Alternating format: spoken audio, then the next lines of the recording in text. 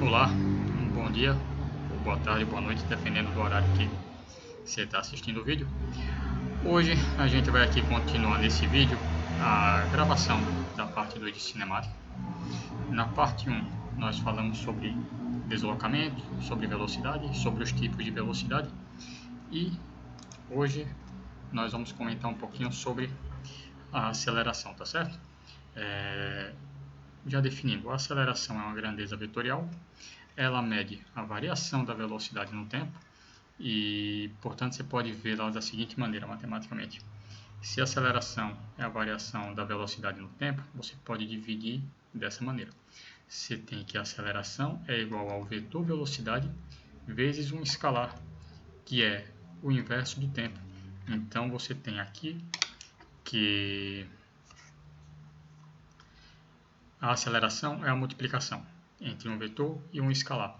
Como o tempo é sempre positivo, o vetor aceleração e o vetor variação da velocidade, eles vão ter a mesma direção e o mesmo sentido, tá certo? E o resultado dessa operação possui como unidade o metro por segundo ao quadrado. Do ponto de vista cotidiano, é frequente falar os termos acelerar ou desacelerar, no sentido em que desacelerar seria a velocidade vir diminuindo. Isso, porém, não é uma linguagem técnica. Na linguagem técnica, você tem que qualquer variação da velocidade no tempo, você chama de aceleração, não importa o sentido, tá certo? Porém, nada impede que uma questão escreva o termo desacelerar na sua frente. Porém, a forma mais técnica de você escrever é simplesmente chamar qualquer variação da velocidade no tempo de aceleração. Isso aqui não é frequente cair em prova, mas eu resolvi colocar para vocês só para o caso de aparecer na frente de vocês conseguirem reconhecer o que está à sua frente. Quando a gente vai escrever, a aceleração é uma grandeza vetorial. E como qualquer vetor, a gente pode fazer a decomposição em eixo x, y e z. Em nível médio, a gente não costuma ter questão com eixo z, porém, eu coloquei aqui porque foram os materiais de referência que eu usei, tá certo?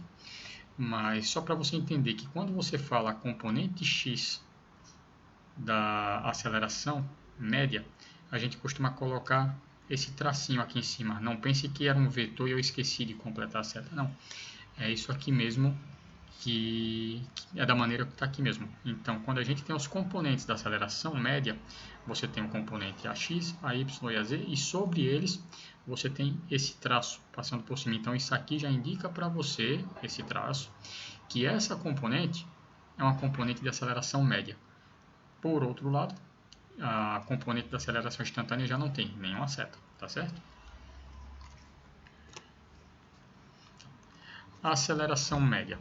A aceleração média, a própria definição já deu lá atrás, é a variação da velocidade no tempo. E aqui a gente vai ter as suas componentes. A componente x da aceleração média é dada pela variação da velocidade no eixo x sobre o tempo. A componente y da aceleração média é igual à variação da velocidade no eixo y dividido pela variação do tempo. E a componente z da aceleração média é igual à variação da velocidade no eixo z sobre o tempo. Graficamente, como é que a gente interpreta? A gente tem aqui esse gráfico da velocidade em função do tempo. Da maneira como esse gráfico está aqui, a inclinação em cada ponto representa a aceleração naquele ponto. E se eu estou calculando a aceleração média, eu faço a média entre dois pontos, seria isso. Então, a aceleração média, você vai pegar a variação da velocidade em um intervalo que é significativo, de tal modo que você tem dois pontos distantes na curva, e a reta que liga esses pontos que você escolheu para avaliar, ela vai ter uma inclinação. A gente chama essa inclinação de ângulo θ. Se eu pego e calculo a tangente do ângulo θ, a tangente de θ vai ser a variação da velocidade, que é o cateto oposto, sobre o cateto adjacente, que é a variação do tempo. Então, aceleração média, variação da velocidade no tempo. e a gente tem a aceleração instantânea, que a gente disse que é a aceleração da variação da velocidade no tempo, quando a variação do tempo tende a zero. Então, aqui nesse caso, a gente vai ter a velocidade em cada ponto. Ao contrário do que a gente tinha aqui no slide anterior, a gente calculou a aceleração entre dois pontos. Isso é a aceleração média. Quando você está fazendo a aceleração instantânea, você não está fazendo o cálculo entre dois intervalos de tempo distantes. Na verdade, a velocidade instantânea é a velocidade nesse ponto T1. Por isso que a gente diz que o ΔT tende a zero, tá certo? E quando você avalia aqui graficamente, você tem da mesma forma. Você vai ter uma reta tangente a esse ponto no tempo T1 e você vai ter essa reta tangente ao gráfico da velocidade nesse tempo T2. Você veja que eu coloquei esse ângulo como o ângulo alfa e esse aqui o ângulo θ. O ângulo alfa, ele apresenta uma maior inclinação, ele é mais aberto do que esse ângulo θ aqui. O que é que isso significa? Significa que para o mesmo intervalo de tempo, você teria uma maior variação da velocidade, ou seja, uma maior variação no seu eixo y, nesse ângulo alfa, do que nesse ângulo θ. Interpretando, se eu tenho uma maior variação da velocidade no mesmo intervalo de tempo, quanto maior a variação da velocidade, maior a aceleração. Ou seja, quanto maior a inclinação da reta que tangencia cada ponto dessa curva, maior vai ser a aceleração naquele ponto. Aplicação do que a gente viu até agora. A gente já falou do deslocamento, a gente falou da velocidade e a gente falou da aceleração. Então, a partir desse momento, a gente já pode começar a avaliar os movimentos. A gente tem os movimentos retilíneos uniformes, que são aqueles movimentos em que a velocidade é constante. Portanto, a aceleração é zero, certo? E qual é a equação que a gente tem? A gente tem que, como a velocidade é constante, a gente tem que a velocidade vai ser igual à variação da posição no tempo. A variação da posição é igual à posição final menos posição inicial sobre a variação do tempo. Isolando isso aqui, você tem o quê? Você tem que a velocidade final, a posição final, dá igual a posição inicial mais velocidade vezes o tempo. Graficamente, o que é que a gente tem no movimento retilíneo uniforme? Se o movimento não tem aceleração, a velocidade é constante. Então, se a velocidade é constante, você vê aqui da própria equação. Isso aqui é uma equação do primeiro grau. Então, o gráfico da posição em função do tempo vai ser uma linha reta. E o gráfico da velocidade em função do tempo vai ser uma linha reta agora na horizontal. Por que na horizontal? O que é que esse gráfico está falando para você? Ele está dizendo que no tempo t0 você tem uma determinada velocidade. E em qualquer valor de tempo que você escolher aqui, o valor da velocidade é sempre o mesmo. Então, isso aqui é a interpretação de quando você diz, eu tenho um movimento no qual a aceleração é zero. A aceleração é zero. Então, a variação da velocidade no tempo vai ser zero, tá certo? Vamos aqui para esse exemplo. Nós temos que duas esferas se movem em linha reta com velocidades constantes ao longo de uma régua centimetrada. Na figura estão indicadas as velocidades e as posições que ambas ocupam num certo instante. Qual a posição de encontro das esferas? Tá, vamos aqui. Vamos aqui. O que é que a gente vai ter?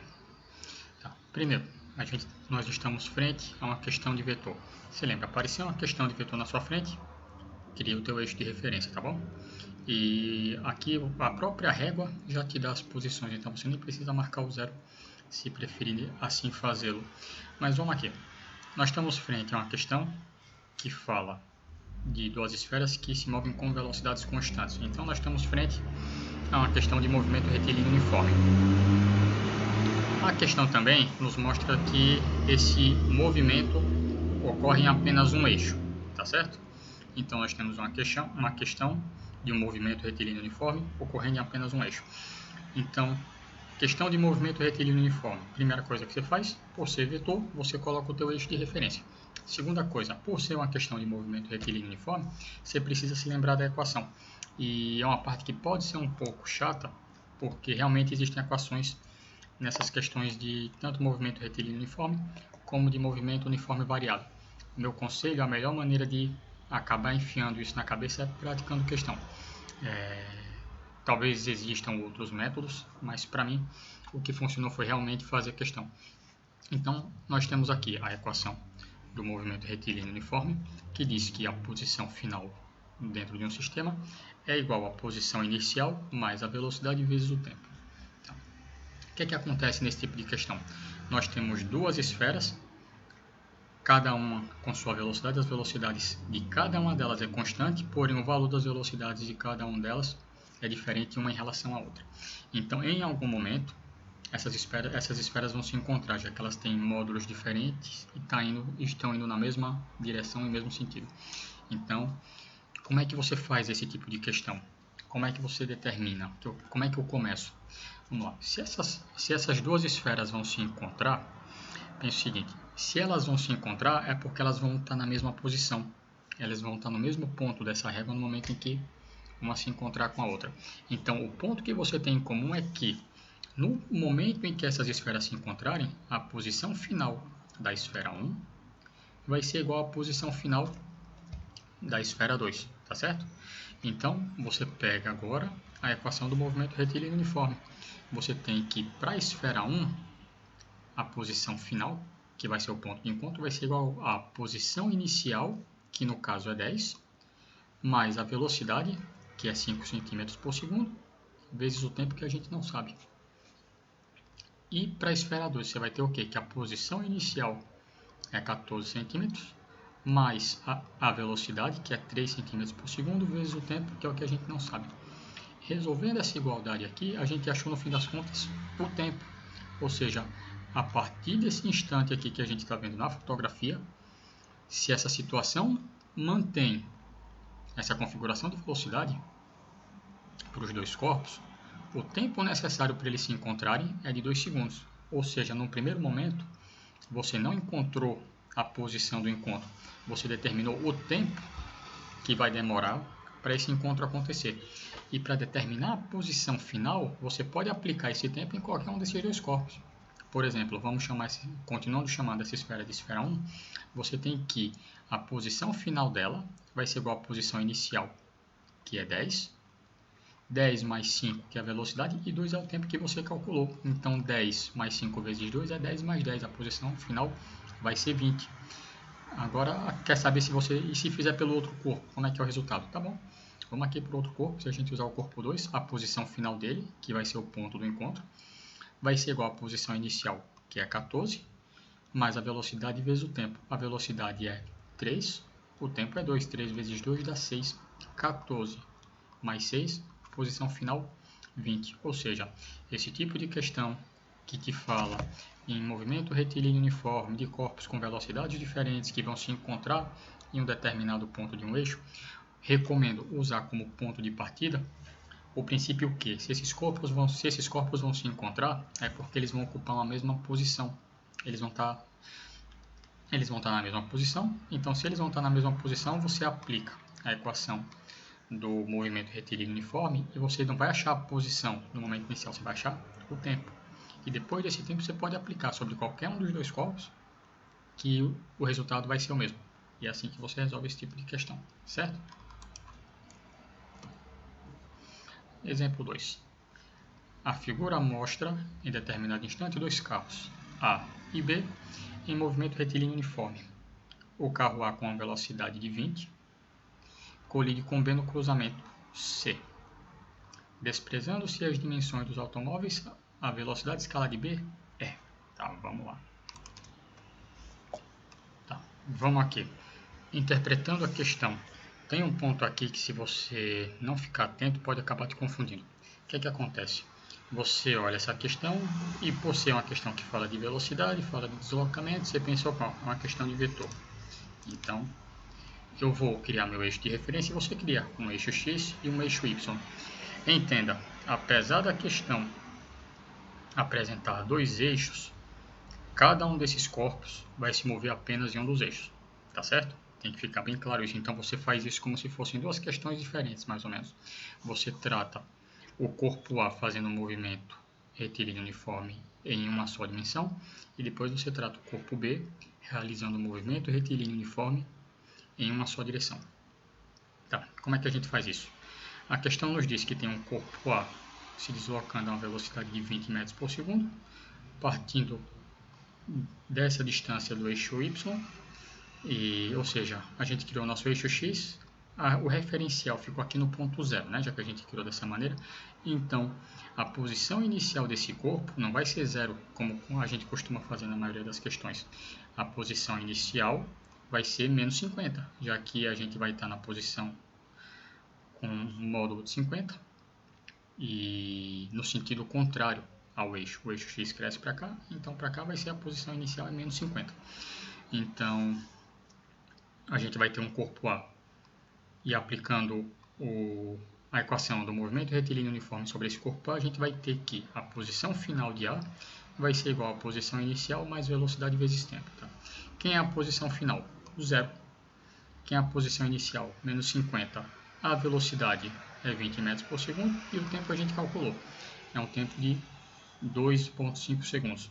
Então, a gente já sabe que a partir dessa configuração inicial da questão, depois de 2,5 segundos, esses corpos vão se encontrar aqui no ponto C. Então, como a gente já sabe o tempo, e o tempo decorrido dessa configuração inicial até o impacto é o mesmo para os dois corpos, você pega esse tempo e aplica esse tempo na equação do movimento retilíneo uniforme para o corpo B. Então, vamos aqui. O corpo B, no nosso eixo Y, o ponto zero está aqui. Então, da mesma forma que a gente fez para o corpo A, no corpo B a gente vai ter que a posição inicial dele é menos 30. Por quê? Porque a questão nos dá essa distância e essa posição seria um vetor posição que ele está apontando no sentido contrário do eixo Y. Então, a posição final é zero, a posição inicial é menos 30 e a velocidade, que é o que a questão nos pergunta, multiplicada pelo tempo que a gente encontrou lá no eixo X. Então, a gente acha que no final a velocidade escalar do corpo B é de 12 metros por segundo.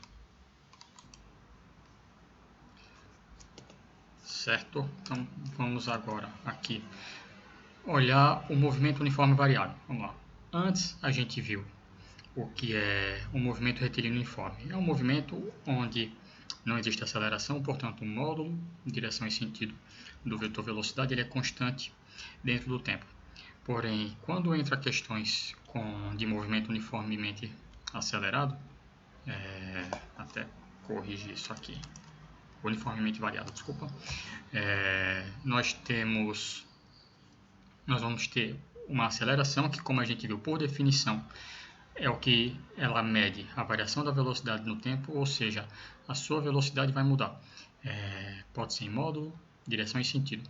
Aqui a gente só vai variar mais a questão quer dizer, vai variar tudo aqui, módulo, direção, sentido também, tá certo? Se uma aceleração ela muda somente a direção e sentido, provavelmente a gente vai estar falando de uma questão de movimento circular uniforme, tá certo? Ou de algum tipo de movimento circular. Mas vamos para aqui. Aqui eu vou ser bem mais direto ao ponto, para não desgastar demais. O que é que acontece? A gente tem do mesmo jeito que a gente tem a equação lá do movimento retilíneo uniforme, nós teremos aqui algumas equações para o movimento uniformemente variado. O que é que acontece? Nós temos na prática 4 equações que a gente usa mais frequentemente, 3, porém eu coloquei tudo aqui, tá certo? Então, a gente vai ter uma equação que relaciona o tempo e a posição, a gente vai ter uma equação que vai relacionar a velocidade com o tempo, e a gente vai ter uma outra equação que vai relacionar a velocidade com a posição. E como é que você vai saber qual dessas equações você vai usar na sua questão? Você precisa ver o que é que a tua questão está pedindo. Então, não tem como desprender das questões de cinemática, como quase toda questão. Realmente, a questão da interpretação. Não tem como dar uma receita de bolo perfeito para tudo. Eu tento ajudar vocês a como montar o raciocínio, mas para isso você precisa primeiro interpretar. Então, conselho para quem está começando, para quem está com dificuldade. Faça muita questão, que você vai ver que rapidamente você vai enfiar na cabeça essas 3 equações. No começo, se você fala que nem consegue decorar as equações, dica, como foi que eu fiz? Eu anotava cada uma dessas equações em um papel que ficava do lado, E à medida que eu ia fazendo questão, quando eu via que eu precisava, eu olhava mesmo. Lembrando que a gente está no momento de estudar. O momento de fazer as coisas sem olhar é na hora da prova, que não é agora. Então, dica, se for começar a fazer questão, tenha essas 3 equações, ou se quiser colocar as 4, você tem essas equações anotadas, deixa num papelzinho do lado, e à medida que você for achando que for precisando, você vai recorrendo a esse papel para olhar. Com o tempo você vai ver que vai fazer tanta questão que você vai acabar literalmente decorando essas equações, tá certo? Se a gente está falando de um movimento uniformemente variado, ou seja, ele varia, mas ele varia de maneira uniforme, ou seja, a aceleração é constante. Existe uma aceleração que é diferente de zero. Lá no movimento retilíneo uniforme, a aceleração era zero. Aqui a aceleração é diferente de zero, ou seja, você pode ter qualquer valor de aceleração, porém essa aceleração é sempre a mesma. Ela vai ter sempre a mesma velocidade, vai ter sempre o mesmo módulo, direção e sentido. Mais um pouco de interpretação gráfica. Quando a gente tem um movimento uniformemente variado, você, quando tem um gráfico da posição em função do tempo, você tem que a inclinação da reta tangente a cada ponto, ele vai dar para você a velocidade. E quando você tem um gráfico da velocidade em função do tempo, você tem que em cada ponto deles a reta tangente é a aceleração. Então, isso é mais coisa de um pouquinho de nível superior, não tem para que aprofundar não, mas eu só vou citar. A gente diz que a velocidade é a derivada da posição no tempo. E como a aceleração é a derivada da velocidade no tempo, você pode dizer que a aceleração é a derivada segunda da posição no tempo, tá certo? Mas não vai cobrar não, só estou colocando aqui para, se por acaso isso aparecer na frente de vocês algum dia, vocês saberem que já terem ouvido essa frase antes, tá bom? Outro dia eu tento montar aqui umas aulas com essa parte de cálculo, só para ajudar vocês a fazerem melhor a parte gráfica. Assim que eu arrumar um tempinho, eu vou tentar gravar isso, tá certo? Vamos aqui fazer algumas questões, tá certo? Essa aqui é uma questão do Ceará, de 2010, que diz: o gráfico da velocidade em função do tempo associado ao movimento de um ponto material ao longo do eixo X é mostrado na figura abaixo. Assinale a alternativa que contém o gráfico que representa a aceleração em função do tempo correspondente ao movimento do ponto material. Tá, vamos para cá. Aqui estão as alternativas e aqui embaixo eu deixei o gráfico denunciado. O que esse gráfico diz aqui do ponto 0 até o ponto 1? Diz que no intervalo entre 0 e 1, a sua velocidade variou de 0 para 1. Então, a sua aceleração foi de 1, que é a variação da velocidade, sobre o tempo que foi de 1. Então, a sua aceleração vai ser 1. Então, pode ser item A, pode ser item C, pode ser item E, pode ser qualquer um deles, pois em todos eles a aceleração foi de 1 nesse intervalo de 0 a 1. Então, vamos para o próximo. No intervalo de 1 a 2, você tem que a velocidade permaneceu constante. Se a velocidade permaneceu constante, então a aceleração é 0. Por quê? Porque a variação da velocidade nesse intervalo foi 0. 0 dividido por qualquer coisa, 0. Então, a nossa aceleração agora vai cair para 0. Então, ainda pode ser o item A, pode ser o item C, pode ser o item E, pode ser o D, mas não pode ser o B. Então, a gente acabou de excluir a alternativa B. Agora, aqui no intervalo de 2 a 3. No intervalo de 2 a 3, a velocidade saiu de 1 e foi para 4. Então, a velocidade variou em 3. Variação da velocidade foi de 3 no intervalo de 1. Então, 3 dividido por 1, 3. Então, pode ser o item A. Não pode ser o C, a gente acabou de tirar. Não pode ser o D, porque ele disse que a aceleração aqui foi 4. Não pode ser sim, ainda pode ser o E. Então, nós estamos agora entre os itens A e item E. Então, vamos agora aqui para o ponto seguinte. Entre os intervalo 3 e 4. Nesse intervalo de 3 a 4, a velocidade se mantém constante. Se a velocidade se mantém constante, a aceleração é 0. Por quê? Porque a variação da velocidade é 0. 0 dividido pelo tempo vai dar 0. Então agora a gente desce aqui para o intervalo entre 3 e 4. 3 e 4, aceleração 0.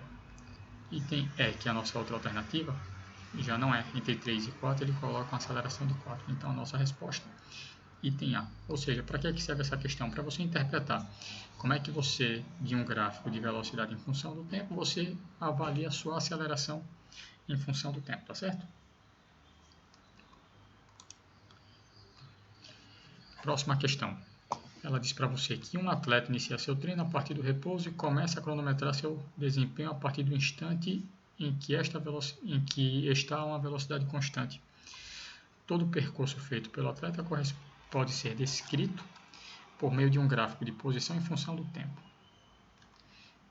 Se marcarmos os pontos A, B, C e D nesse gráfico, podemos afirmar que as velocidades instantâneas, respectivamente nesses pontos, são tais que obedecem à seguinte ordem. Tá bom. A gente tem um gráfico de posição em função do tempo. No gráfico de posição em função do tempo, a reta tangente a cada um dos pontos corresponde à velocidade, tá certo? Então, eu faço isso tentando procurar inicialmente os extremos. Quem é que são os extremos? Ou o ponto de maior inclinação, ou o ponto de menor inclinação. Vamos para aqui. O ponto B, se você passar aqui essa reta, ela é uma reta na horizontal. Se ele é uma reta na horizontal, sinal que a velocidade aqui é 0, tá certo? Então, esse é o de velocidade mais baixa. Então, já procura aqui, já que é menor que, vamos lá, quem é o menor? B. Tem alguma outra alternativa que mostra o B? Não, não tem. Então, a resposta correta já é item B. Porém, vamos analisar o restante. O que é que você tem? Como é que é a inclinação no ponto C? É um pouquinho inclinado, o de D é muito inclinado e o de E é mais ou menos inclinado. Então, você tem que olhar aqui. Quando você vê, a quem tem a menor inclinação é B, o segundo menor inclinação é C, a terceira menor inclinação é a quarta maior inclinação é D. Ou seja, realmente segue a sequência e a gente acha que a resposta correta é item B.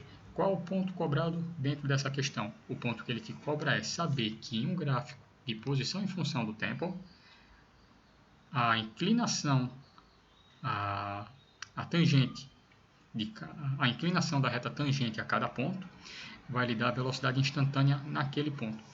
E com a interpretação que você tira aqui do B, como assim quer dizer que no B ele estava parado?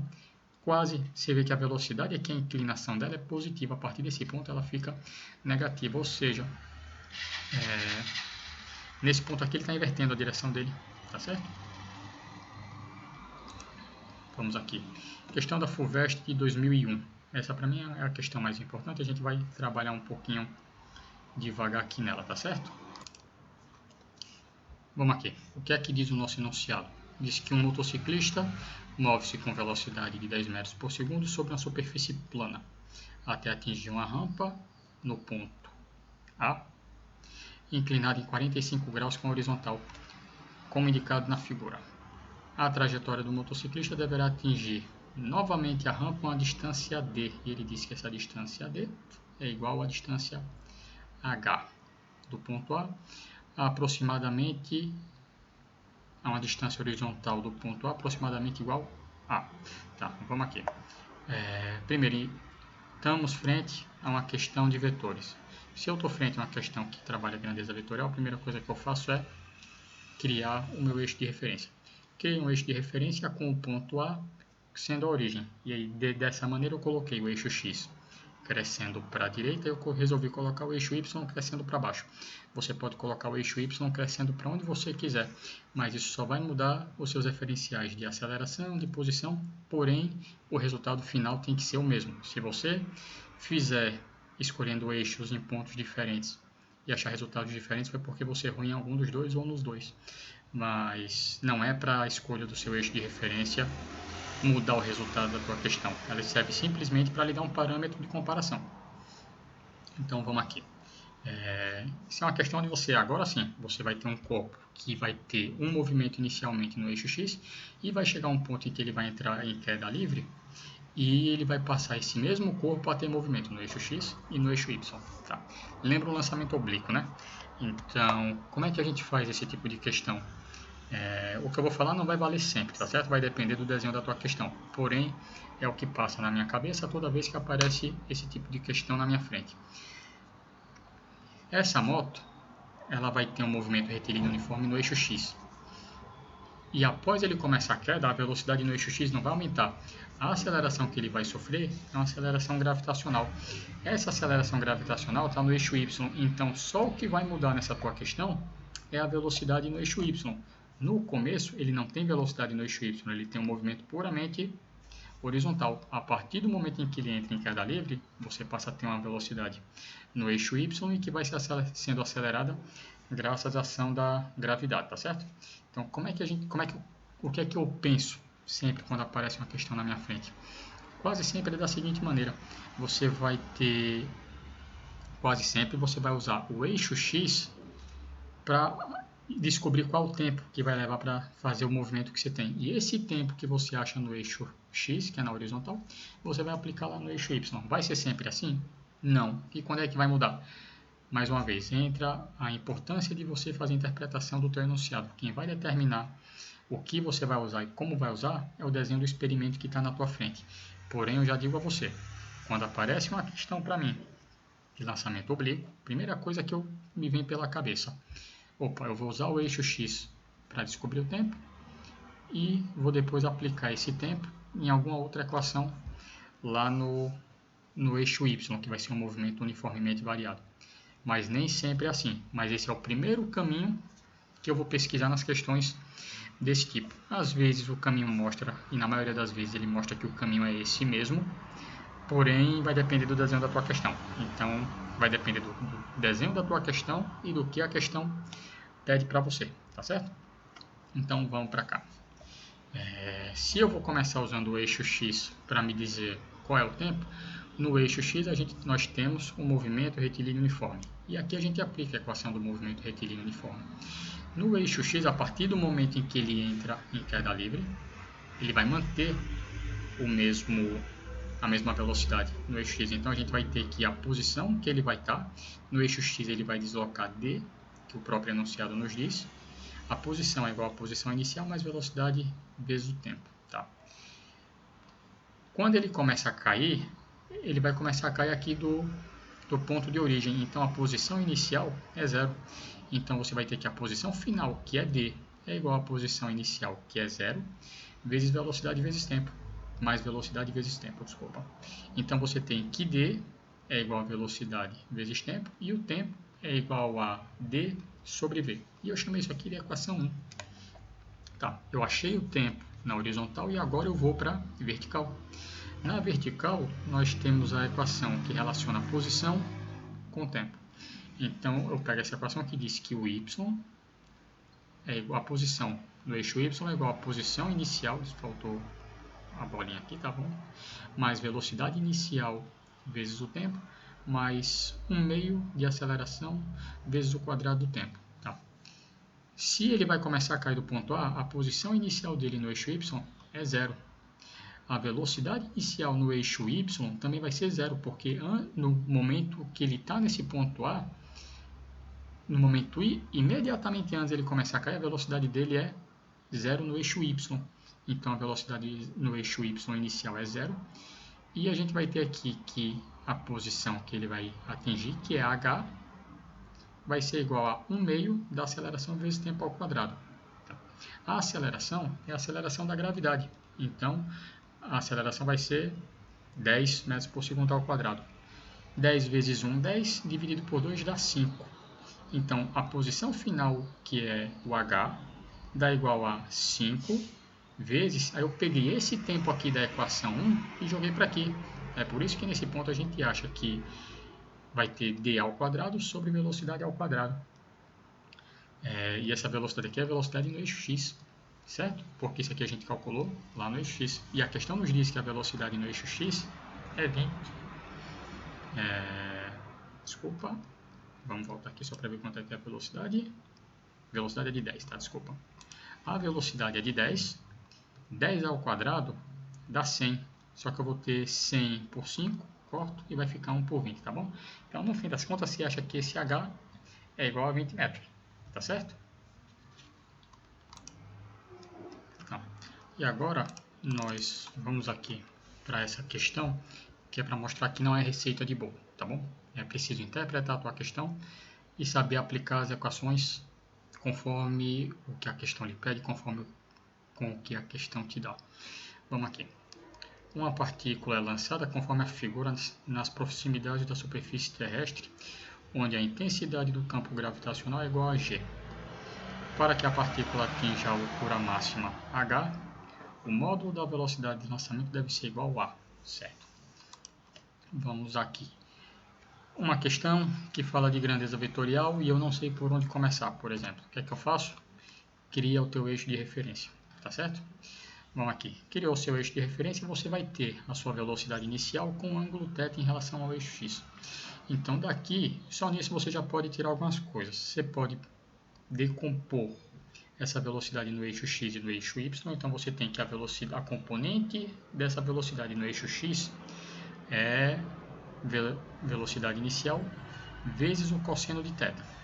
Por outro lado, se você quiser saber qual é a componente y dessa velocidade, você tem que a velocidade dele é igual a componente y da velocidade é igual a velocidade inicial vezes o seno de θ, tá certo?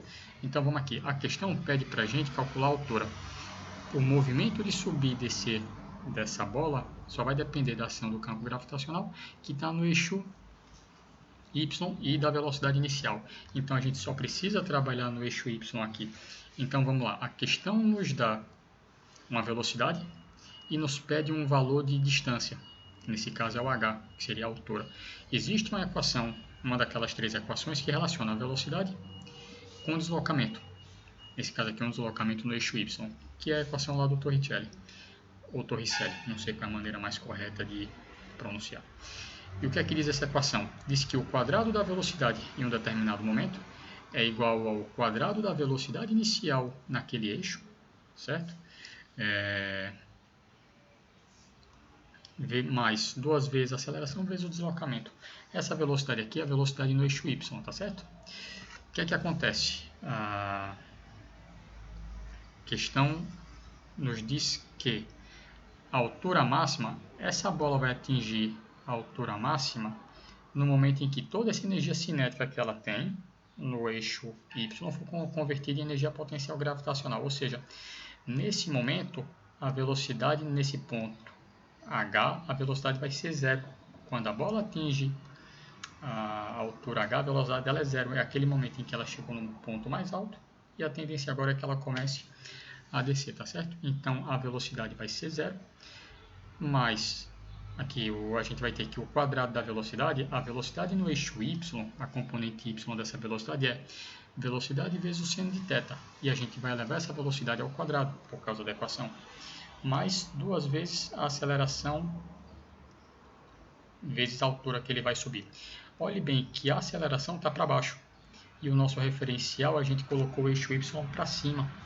Então a gente vai ter que, dessa forma, a altura que ele vai ter vai ser um valor positivo, porém esse valor de aceleração é um valor negativo, tá certo? Então você vai pegar esse componente e joga para o lado de cá, aí vai ficar um valor negativo, que aqui ele está positivo. Então vai ficar um valor negativo de um lado, mas esse g aqui vai dar um valor negativo para esse lado. Então você, no fim das contas, anula um negativo com o outro, ou seja, multiplica os dois lados por menos 1, e desenvolvendo a conta você acha que a velocidade inicial aqui vai ter que ser 2 vezes g vezes h sobre o seno de θ, tá certo? Então a gente tem que a resposta é item D, tá bom? Ou seja, qual o significado disso aqui? Entenda, a altura só vai depender da velocidade no eixo y e só vai depender da intensidade do campo gravitacional, tá certo? Quer dizer, a velocidade, desculpa, só vai depender disso. Ou seja, você não precisa usar a sua componente x, nesse caso, para determinar qual é a tua altura. Ou seja, estude, faça muitas questões, vai chegar um momento que você vai acabar decorando essas equações, a verdade é essa, e de tanto praticar, você não vai mais precisar ficar olhando aquele papel. Então, a partir desse momento, interprete enunciado por enunciado e procure ver, com base no que a questão te dá, como é que você vai fazer para chegar naquele resultado desejado, tá ok? por enquanto a gente fica aqui. Quem tiver dúvida pode deixar os questionamentos aí nos comentários abaixo. Quem tem acesso direto a mim e quiser perguntar diretamente, pode perguntar também, fique à vontade. Espero que tenha ajudado alguma coisa essa aula e semana que vem tem mais, tá bom? Bons estudos a todos, que fiquem bem. Até a próxima.